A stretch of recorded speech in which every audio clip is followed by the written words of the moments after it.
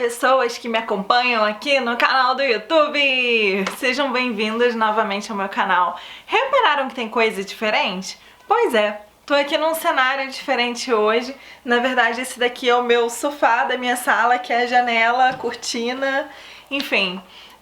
Eu tô aqui num cenário provisório porque o local onde eu fazia as gravações tá passando por uma reforma e vai ficar lindo e maravilhoso para trazer muitos vídeos legais pra você daqui pra frente. Mas pensando sobre isso, eu tenho um assunto muito sério pra falar com vocês hoje e que é um assunto que Deus colocou no meu coração a partir justamente dessa reforma, por isso que eu iniciei falando sobre ela.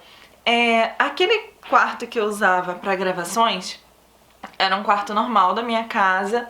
Eu moro numa casa de 2 quartos, então eu e meu marido dormimos em um e o outro quarto era vago, era um quarto de hóspedes que na verdade virou o quarto da bagunça, né? Então a gente ia colocando aquele monte de coisa lá e ia ficando. Eu fiz todo um projeto para aquele quarto para ele ser o meu quarto de gravação. Então eu planejei tudo branquinho, direitinho, para poder ter uma luminosidade boa para gravar vídeo para vocês.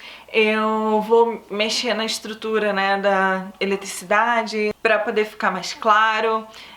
Eu vou mexer também nas paredes, vou repintar todas as paredes, vou ajustar tudo, vou colocar móveis novos e a partir dali então aquele vai ser o meu quarto de gravação. E durante esse período de reforma, né, eu precisei mexer em toda a bagunça que tava lá naquele quarto, tirar um monte de caixa que tava empilhada há um tempão, um monte de coisa, mexer em tudo que tava ali e começar a ver o que eu precisava descartar, jogar fora, o que seria aproveitado para alguma coisa e algumas coisas que a gente fica querendo guardar, né? Tem aquele apego emocional, vou guardar isso. E aí ao mesmo tempo eu fiquei pensando, eu falei, poxa, mas isso tá nesse quarto aqui há anos e eu nem pegava nisso, eu nem me lembrava disso e por que motivo eu tô guardando isso? Às vezes a gente tem umas doideiras dessa, né? Eu tava pensando sobre isso tudo, sobre a reforma do meu quarto e pensando quanto que às vezes é necessário a gente fazer uma reforma na gente mesmo. Dentro de nós, assim, nós carregamos diversas coisas. Então, tem situações mal resolvidas, tem coisas que fizemos que ficam atormentando a nossa vida, atormentando a nossa mente. Tem sentimentos que ficaram guardados por muito tempo, sem mexer, que a gente jogou para baixo do tapete. E um determinado momento a gente entende que é a hora de entrar lá no porão, entrar lá no quarto dos fundos, no quarto da bagunça e transformar aquele quarto em uma situação mais organizada, em algo que seja melhor para você, algo que vai te gerar maior satisfação. E frequentemente a gente precisa ter esse momento de reflexão, de reformar, de pensar. E sobre isso também eu quero falar agora de uma outra situação também relacionada à reforma e que Deus ministrou muito ao meu coração. O que acontece? Eu vou mudar totalmente aquele quarto. Então o que era bagunçado vai passar a ser algo lindo. Vocês não têm noção de tudo que tem na minha mente que vai ser transformado ali naquele quarto nas próximas semanas. Inclusive eu vou até trazer aqui pro canal uns diários de reforma, umas coisas assim bem legais para vocês acompanharem esse processo comigo. Vai ser um quartinho bem fofinho, bem blogueirinha. Mas enfim, né, voltando ao assunto. Quando aquele quarto fica pronto, ele vai passar por todo um processo, vai durar semanas. Então eu vou ter que lidar com situações desagradáveis, porque a gente sabe como que é, por exemplo, a sujeira que faz numa pintura, eu vou amassar de novo, então tem toda essa situação daquela lixa, aquela poeirinha fina que entra em tudo que é lugar, que acaba estragando com as coisas, né? Então eu sei do trabalho, eu tô ciente do trabalho que eu vou ter que fazer e que eu vou ter para reformar aquele quarto, tô totalmente ciente disso. Porém, eu sei que o resultado vai ser algo muito bom. E isso é o que me motiva, isso é o que me dá força de querer arrumar aquele quarto. E isso também acontece com a gente. Às vezes a gente fica ali guardando culpa, guardando receio, guardando coisas ruins, mas a partir do momento em que o meu quarto se transformar no meu quarto de gravação, eu não vou nem me lembrar daquele monte de bagunça que ficou empilhado lá. Foi só algo que passou, mas que não faz parte mais do meu quarto. E a mesma coisa na nossa vida. Algo que simplesmente passou, sentimentos, rejeição, às vezes a gente vai guardando, culpa do que a gente fez, e aí a gente vai atolando, vai guardando. E chega um determinado momento em que aquilo tudo não é mais nada, é simplesmente algo que passou, porque quando você olha hoje para a sua vida, para a reforma que você fez, você não enxerga mais quem você foi, você enxerga quem você é. E interessante que há uns dias atrás eu fiz uma postagem no Instagram, é até essa daqui, vou colocar aqui. E eu fiz uma postagem no Instagram com um texto bíblico, que é Romanos 8:1, que fala que não há mais condenação para quem está em Cristo Jesus. E eu coloquei aquele texto bíblico lá, e foi interessante. Eu coloquei um papelzinho, né, como vocês viram na imagem, que diz o seguinte, que o seu passado, ele não determina o seu futuro. E foi interessante porque apareceram várias pessoas para conversar comigo sobre aquele assunto.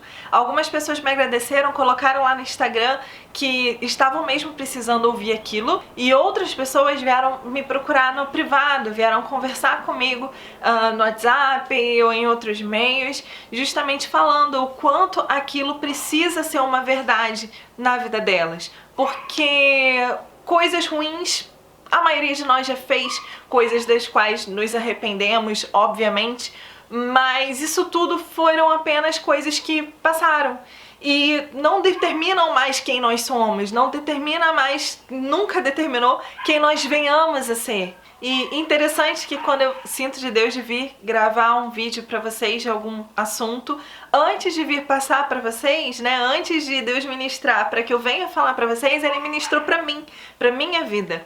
E isso pra mim foi muito interessante, porque durante muito tempo eu me culpei por diversas coisas que eu fiz, por diversos sentimentos que eu guardei, por coisas que hoje eu não faria. E por muito tempo aquela culpa eu fui deixando germinar dentro de mim, aquele sentimento todo de rejeição. E Deus não nos chamou para isso. Deus nos chamou para ter a vida e ter a vida em abundância. E interessante porque o próprio Deus não nos condena, como está escrito em Romanos 8:1. Não há mais condenação para os que estão em Cristo Jesus. Então nem Ele mesmo nos condena. Por que que a gente fica guardando tanta coisa e nos condenando?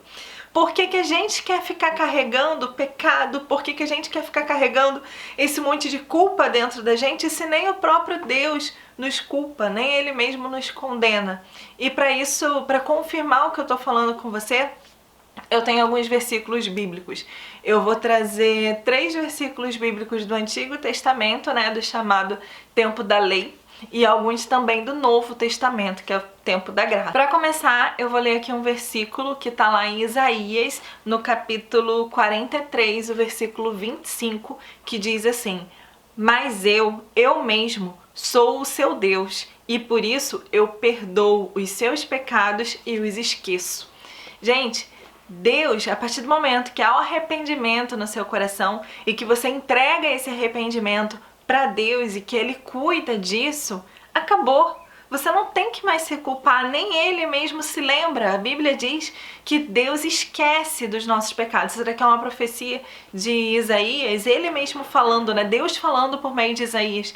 E Deus fala, os seus pecados eu perdoo e esqueço. Então pra quê? Quem é você para ficar se lembrando do seu pecado, se o próprio Deus já esqueceu? E outro versículo que eu vou ler agora está lá no livro de Miqueias, no capítulo 7, finalzinho do versículo 18 e o versículo 19, que diz assim: tu não continuas irado para sempre, mas tens prazer em nos mostrar sempre o teu amor. Novamente terás compaixão de nós, acabarás com as nossas maldades e jogarás os nossos pecados no fundo do mar. Essa figura de linguagem, né, que é utilizada para jogar no fundo do mar, é justamente para fazer referência a algo que é inacessível. Simplesmente passou, acabou. Então Deus, Ele perdoa os nossos pecados, Ele lança nas profundezas do mar. Um outro versículo que eu gosto muito, que eu também andei falando sobre ele lá no Instagram, é Jeremias 29:11, quando Deus diz: eu é que sei os pensamentos que eu tenho a vosso respeito, pensamentos de paz e não de mal, para vos dar um futuro e uma esperança.